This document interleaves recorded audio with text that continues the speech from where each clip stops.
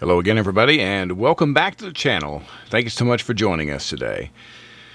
Well, I've got a holster video for you today. We're going to be taking a quick look at the Desantis Soft Tuck, and we're going to get into it in just a minute.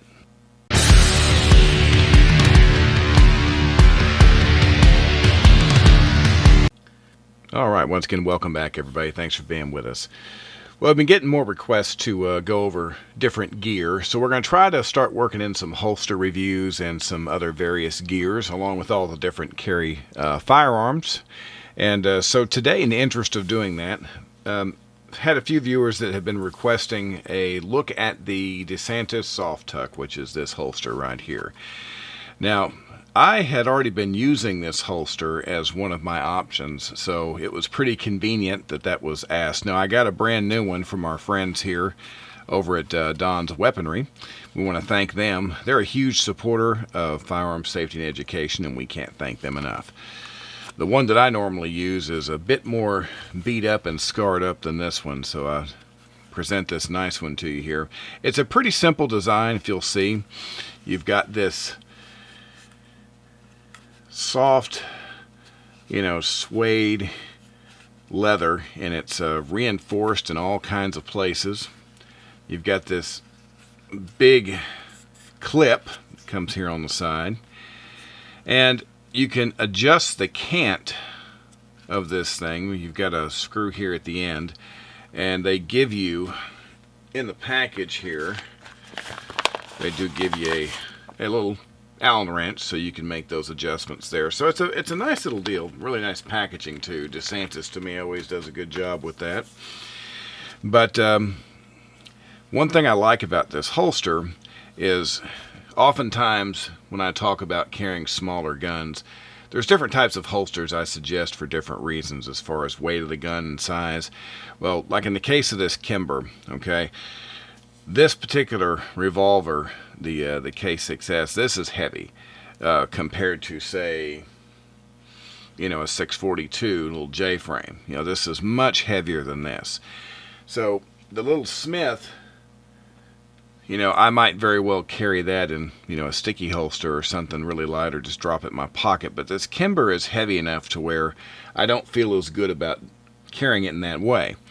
Well, something like this, it fits very snugly and securely, and you have the clip, and the clip seems to do a pretty good job of keeping the firearm in place, which we'll demonstrate here in just a second. I'm going to show you how this holster fits, onto your clothing. This is the kind of thing that's a little awkward to try to do when I'm standing up, so I will show you actually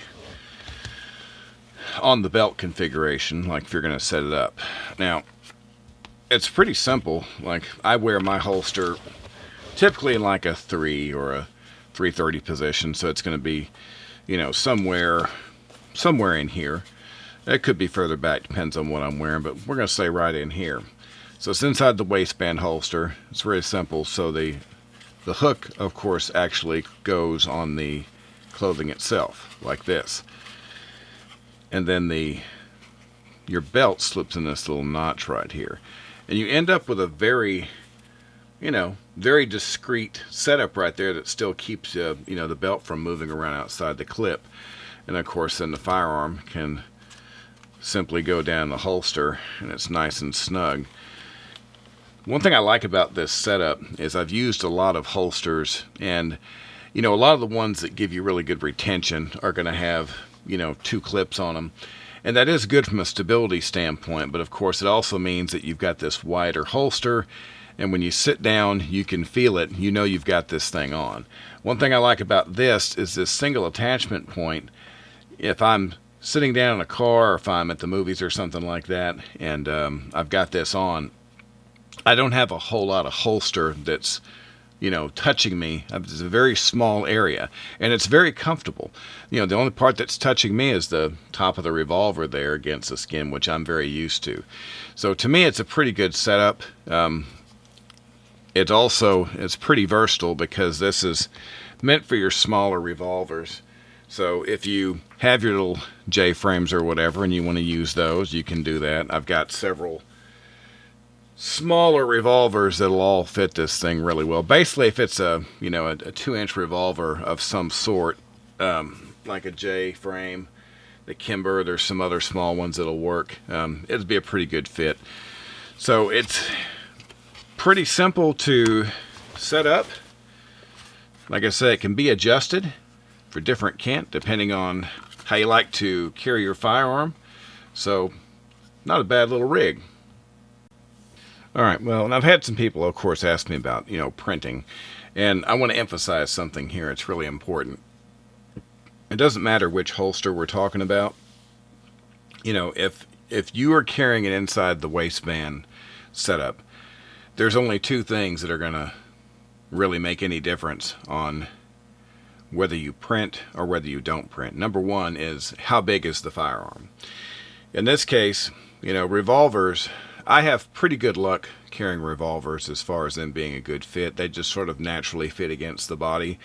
And, this is a small holster, and so it's even less obvious for me when I carry one. The second thing, it's about your clothing. The bottom line is, if you wear tighter clothing, if you want to wear a tighter shirt, you're probably going to print, because no matter how good this holster fits against your body, you're always going to have a little bit of that impression sticking out because you've got something in your waistband, and of course it's making your contour a little bit different. I tend to wear looser outer shirts, and of course when the weather permits, I'll wear a t-shirt and I'll wear that outer shirt. So I've got comfort, but I've got two layers that are really disrupting the look of the outside. This is a really minimal design, so I can wear a fishing shirt or even a large t-shirt. If I wear a t-shirt that's a little bit big for me, that works really well too. But the bottom line is, if you wear tight clothing, you're going to print. If you wear looser clothing, you can conceal the setup a little bit better. So that's my word on that. Overall take on the Soft Tuck, I like it. It's a good little holster, and plus, there's all kinds of holsters out there, and they get really expensive. And this one was about $40, I think, is what these run. Maybe varying a little bit more with all the crazy pricing on firearms-related stuff here lately.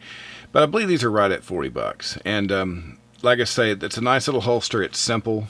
It does a good job. It's made really well, and I like the fact that you can adjust it, because I would probably... it's comfortable in this position, but I probably, for me, most likely would carry this more of a...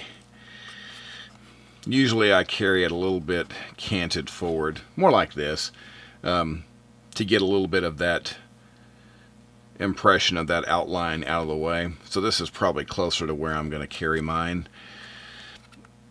And as a matter of fact, the one I have of mine that's all beat up is I think closer to this position.